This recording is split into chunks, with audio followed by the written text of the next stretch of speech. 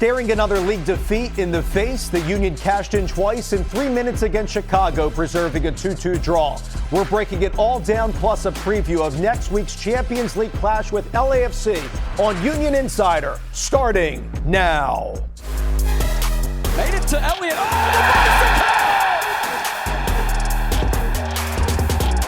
The shot, Bedoya with a goal, 1-0 Union. Good evening and welcome to Union Insider, your weekly deep dive into the Philadelphia Union. Alongside the club's all-time leading scorer, Sebastian Letou, former Union defender Sheanon Williams, I'm Dave Leno. You could be forgiven if when Jacob Glesnes' clearance caromed off the back of Nate Harriel and over the head of Andre Blake that Saturday in Chicago just wasn't going to be the Union's night. But with 2 goals hitting the back of the net in a span of 3 minutes, the feel of that performance drastically changed. In soccer, guys, sometimes a draw, really big result for the club.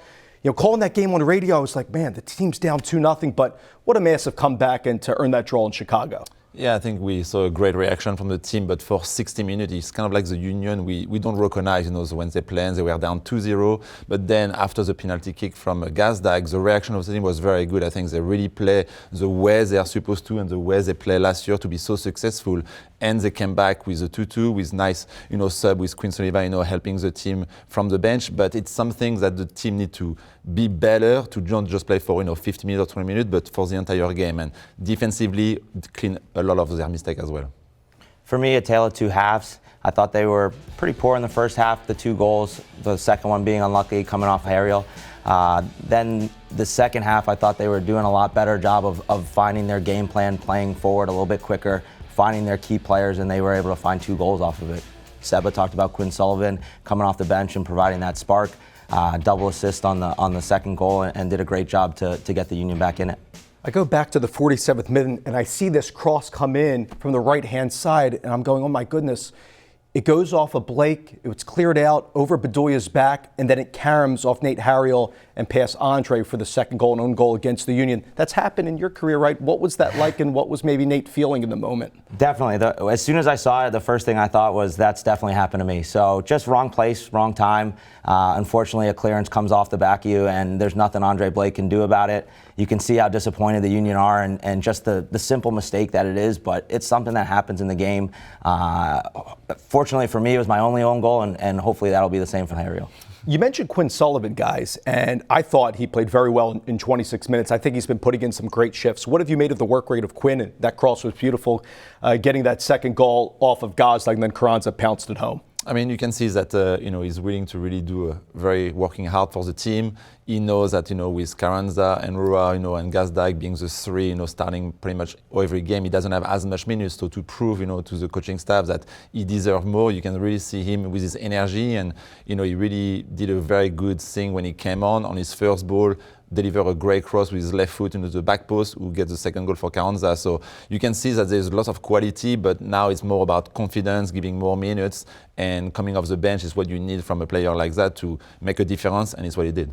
Still, Sheanon, I saw a lot of ball watching in the game. How does that improve as we hit not only the game against Toronto coming up on the weekend, but the Champions League semifinal against LAFC in that first leg? It's definitely been a big problem for the Union so far this season. We've seen multiple goals where it just seems like someone's just switched off. I think it's something that you have to take accountability for, making sure you check your shoulders, making sure that you're faced the right way to clear balls that are coming into the box. They have to do a better job of getting to their spots earlier and facing forward so that they can play out. I know often we talked on the show every week about that the team seemingly when they have possession, they lose it right away. Did that get any better as the game progressed in Chicago, and what needs to improve in that area? I thought they did better just kind of like playing directly, more longer ball from Glesnes, from Elliott, to just find the forward and be here for the second ball and win it. And I think they did a better job in the midfield with Martinez, with Bedoya, even Maglin, being here, winning the ball. And then they were already, just 35 yards away from the goal to kind of connect and get some opportunities. So I think the long ball really opened the field, and then it's where they get those pockets where Maglin can be, Gazdag, and where like the team love to find them in the field. But if they always try to play short, everybody is waiting for them to jump on them, win the ball, and it's why you see a lot of quick turnover from the team. How about the form that Julian Carranza is in? Had 3 goals in a span of 2 games across all competitions. Of course, had the brace at Atlas and Guadalajara, scores against Chicago. He's been on a tear, and I know fans want Ua to score like he did with the brace in Montreal, but Carranza is really picking up where the team has not scored in the run of play. I know Gazdag has 4 penalties converted across all competitions, 3 in MLS, but Carranza is doing very well up top. Over the last couple of weeks, he's been lethal in front of goal, and that's something that the Union really need right now. With not a lot of people clicking on the offensive side of things, he's definitely somebody that the Union have relied on over these past couple of weeks to really get them going, and he's come through for them. Time now for our first team report presented by Green Mountain Energy. The Union's one singular goal this week is getting back on track in league play, having advanced to the semifinals of the CONCACAF Champions League. More on that later. However, the team is winless in their last 5 in Major League Soccer. Coming to town this weekend is Toronto FC, who sits 1 point above the Boys in Blue in the Eastern Conference. Here's a look at the squad prepping this week down in Chester. Jim Curtin's men hoping some home cooking is what's needed, taking on a TFC team who is winless in 4 road matches this season. I think the Chicago game, was obviously the conclusion of what was a very long week in terms of travel, game intensity, the difficulty. I thought we did not start the game well, but I think you saw us in the second half come to life and look like us. Our challenge now as a team is to have more moments in the game and longer stretches in the game where that is the case, where with the ball and without the ball, we look like us.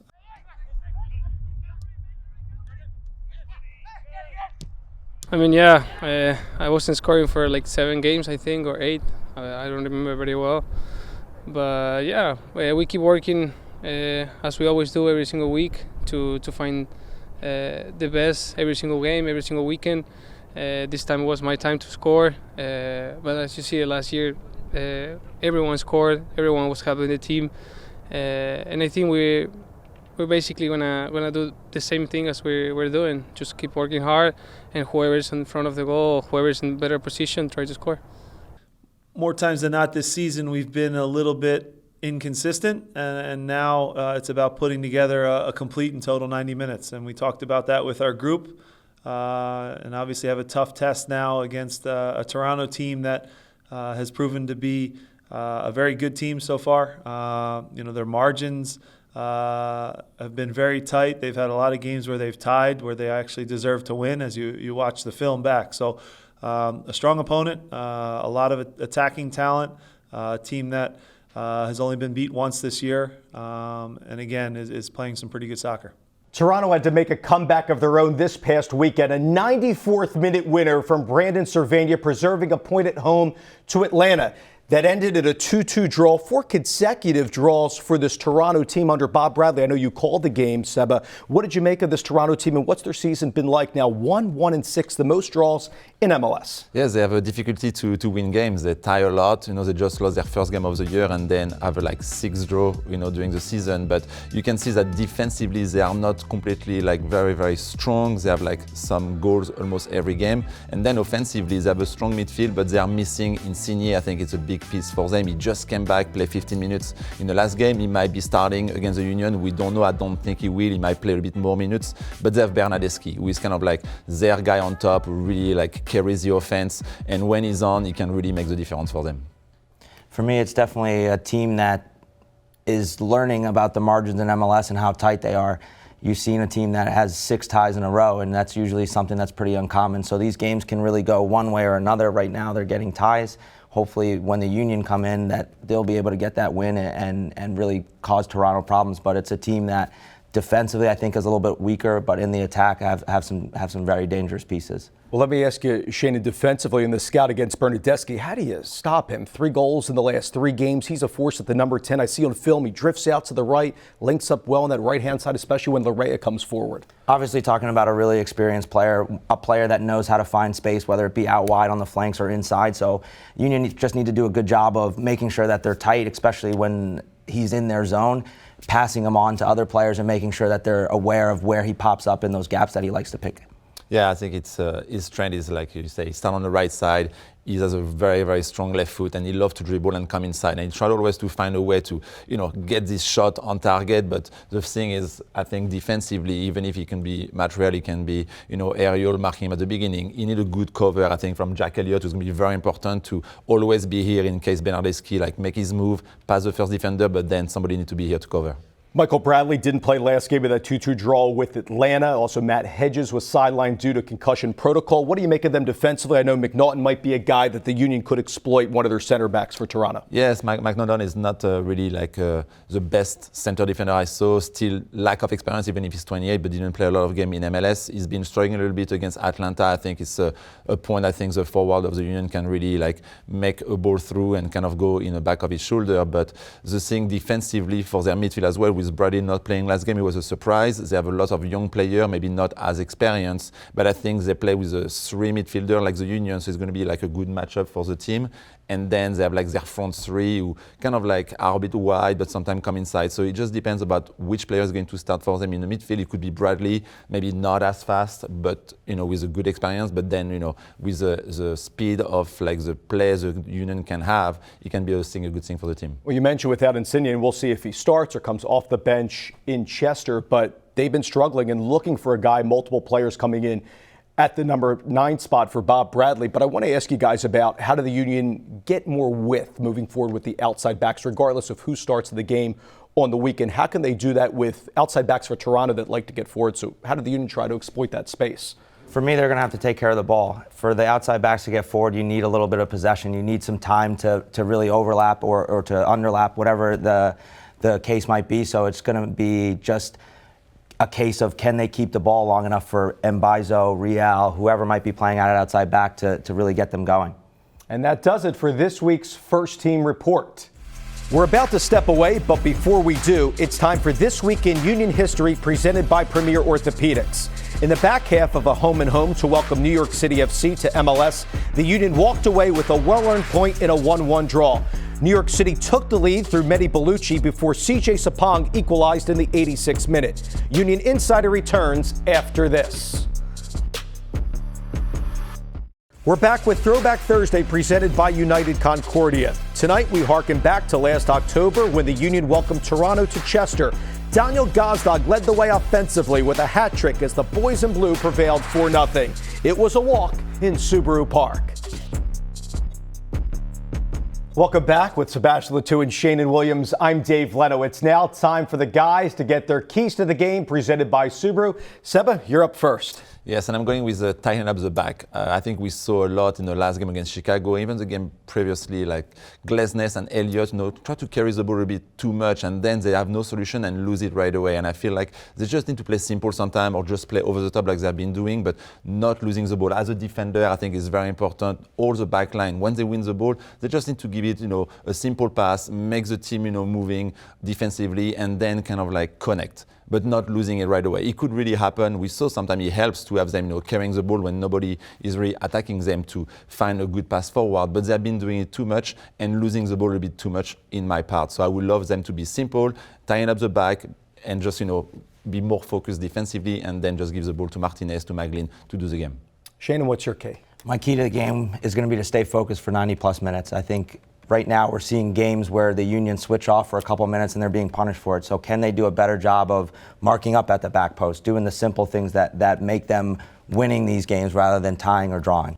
While the Union look to regain their footing in league play, it's full steam ahead in the CONCACAF Champions League with the team victorious over Atlas in the quarters. Now the Union face a team that's the hottest team in MLS in LAFC, the only unbeaten team in the league. Despite the number of the games, the travel you can expect between legs 1 and 2 will be hotly contested affairs. And guys, it's the rematch of last year's MLS Cup. Can't wait for it. What are you expecting?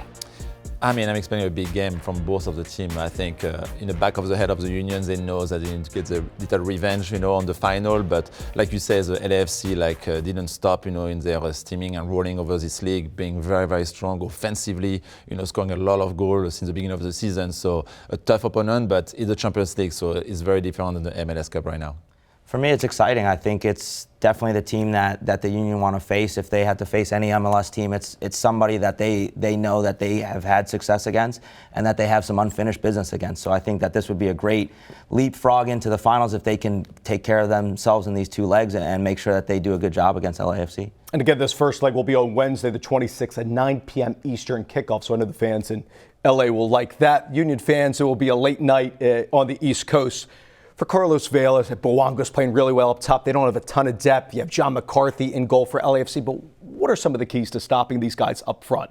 I mean, like you say, it's not having too many balls to Vela too many times for Bouanga, because you know what they can do offensively and you see their movements. They really go very quick forward. But like you say, it's kind of like deny the ball, makes them frustrated, and especially at home, but then put pressure on them because they do mistake as well. And defensively, like those guys, the Vela, the Bouanga, they don't defend as much. So they have like a block of 6, a block of 7. But I think if we push number forward, we can really put some good crosses and some dangerous moments for their forward.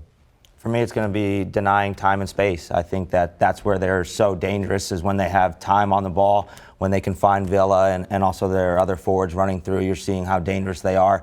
Once they're in front of goal and they get these chances, very rarely are they missing right now.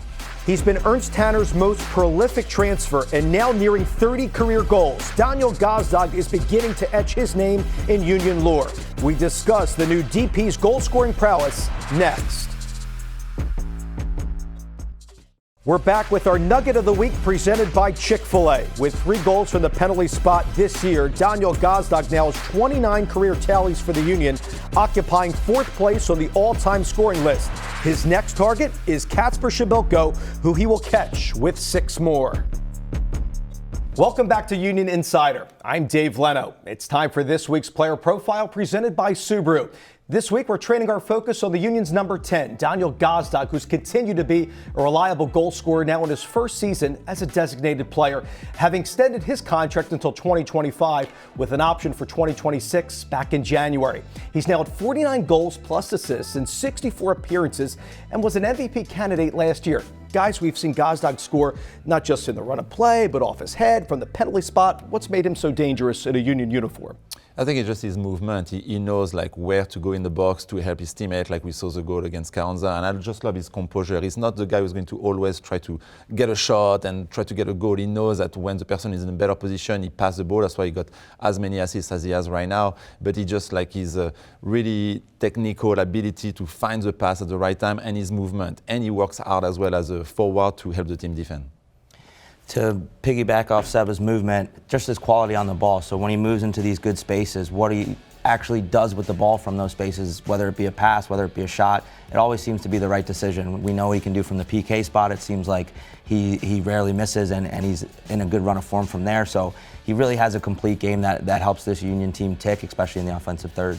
He's got 3 goals and 5 assists this year. That goals plus assists is just behind Thiago Almada and also Joao Klaus of Atlanta and St. Louis, respectively. And how about the partnerships? Because that's something that Curtin and the technical staff often talk about, but how he links up with, at the number 6, Jose Martinez, finding Gazdag in space and finding that space in between the midfield and the back line, and him linking up with the 2 forwards. How is that manifested over the early part of the year? I mean, it's great connection right away, especially when Ura came in the team. We were like, maybe are they going to connect right away? And they did. So you saw at the beginning of the season, he's not maybe as quite good as he was, but I think just because Gazdag, had this MVP candidate, tag on himself from last season, and he maybe tried a bit too hard, to always try to find the assist right away for Ura and Gazdag, and he didn't connect as much. I think now he's a bit better, knowing to find his moment, to where he go forward when he keeps the ball.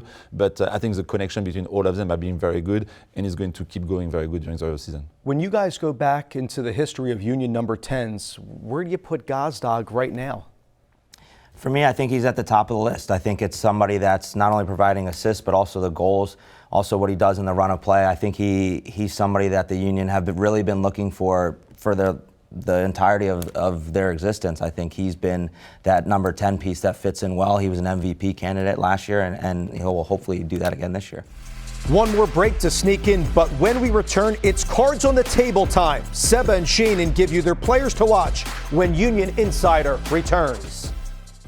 Heard of Apple TV? Sure you have. Who hasn't? MLS Season Pass on Apple TV is where you can find every Union MLS match this season. It's incredibly easy to navigate, and there's plenty of ways to access. If you've been missing out, now's the time to change that. Sign up for MLS Season Pass today to ensure you don't miss a minute of the action. Final segment here on Union Insider, and it's now time for our All-State players to watch. Both Seba and Sheanon have selected a player who hopefully will have a significant impact on the game against Toronto. Seba, you're up first. I'm going with Jack McGlynn. I think he had a very good game in the Champions League on Wednesday, then against Chicago as well, really did his part. And I think he's really taking, the confidence the coach is giving him to be a starter and show what he can do. And I think with his passing, I think is the best key for him and his best attribute to really help the team offensively. He can really find the pass, we can eliminate a line, find the forward, and be involved offensively. So I'm going with him. I think he's going to have a pretty good game against LA. I'm going to go with Matt Real. I think he's going to be important for the Union, especially with Bernardeschi being out on that right-hand side for Toronto. I need him to really make sure that he does a good job to keep him wide and limit his space coming inside. We know he likes to cut in and shoot with his left foot, so can Matt Real do a good job of locking him up and making sure that he's not as dangerous as he has been this season so far? Motive number one, keep Bernardeschi off the sheet for this matchup. That will do it for Union Insider. Union facing Toronto FC this weekend on MLS Season Pass. We'll be back this time next week to break it all down for you. Jonathan Yardley and I will be on the radio call from Subaru Park. You can listen to our Union radio broadcasts on 97.5 The Fanatic. For Sebastian Latou and Sheanon Williams, I'm Dave Leno. Thank you so much for watching, and see you next time.